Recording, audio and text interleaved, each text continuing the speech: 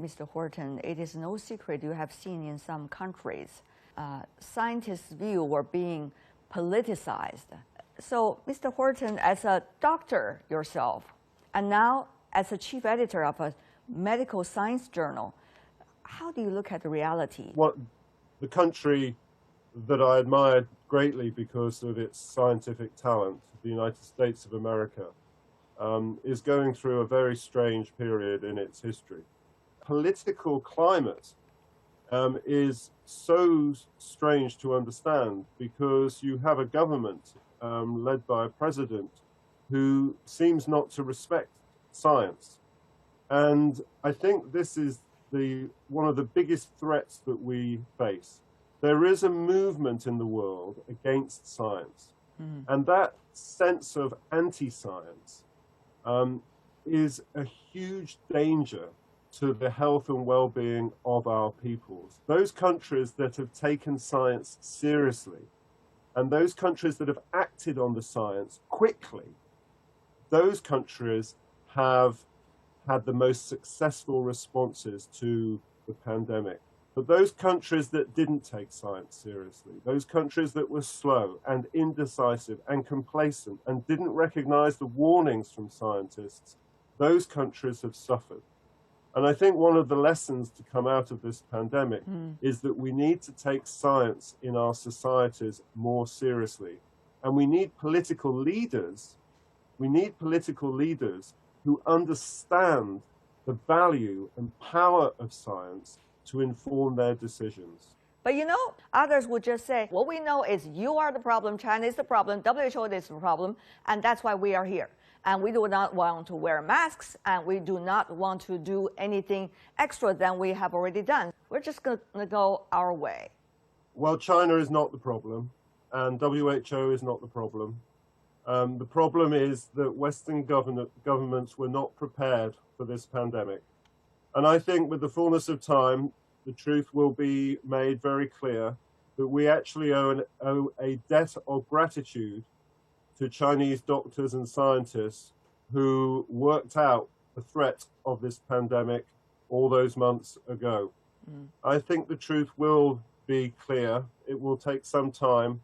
We're going through a very strange period of geopolitical instability at the moment. And my view is that Western governments are choosing to blame the World Health Organization and China rather than accept their responsibility for the way they have handled their own epidemics.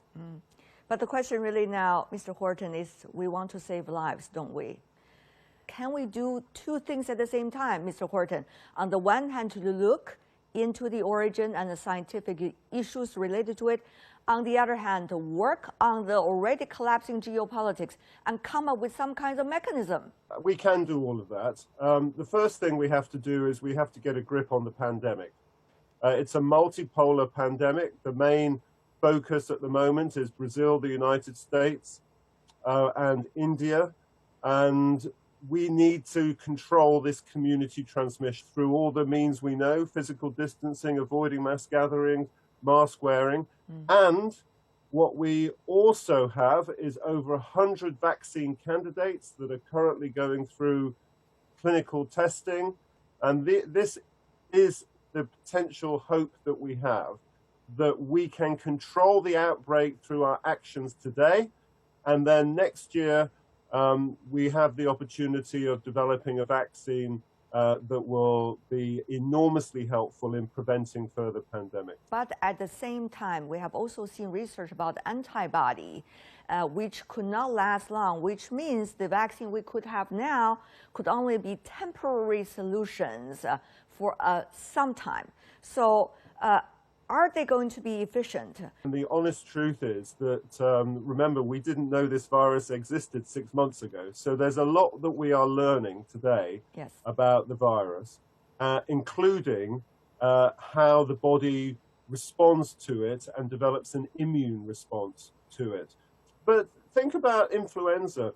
Influenza, we have got quite used to taking a vaccine every year for influenza. Because there's a different strain that comes through every year. It might mean it's possible that if the immunity doesn't last very long, that we might have to have an annual vaccine for this coronavirus. But at the moment, we really don't know. The most important thing is to understand the immune response, to get these vaccine candidates into clinical trials. And although it's a gamble, because there's a lot we don't know, I remain confident that over the next 12 months, there will be candidates that will emerge that will be able to be produced for clinical use. If you look at some of the earlier examples, whether it's about HIV, AIDS, or Zika virus, we have not seen a vaccine being developed as fast as you suggested about COVID-19. Should we bring inflated hope to our global population? You're right that we want to manage expectations of the public. We're not going to have a vaccine this year. Let's be clear. We will not have a vaccine for clinical use this year. And that means that the virus will be in our communities. We have to live with the virus for the time being. That means that we have to manage our own risk. Governments can't do it all. We can't live in lockdown permanently.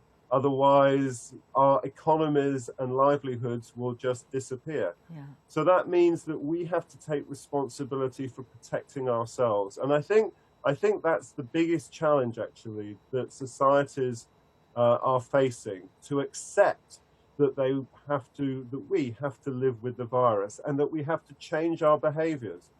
All the things that we took for granted, whether it was going to the office, taking public transport, going out to a restaurant, or going to a bar, or going for a coffee. These things that we took for granted are changing right now, and that is a radical challenge for us.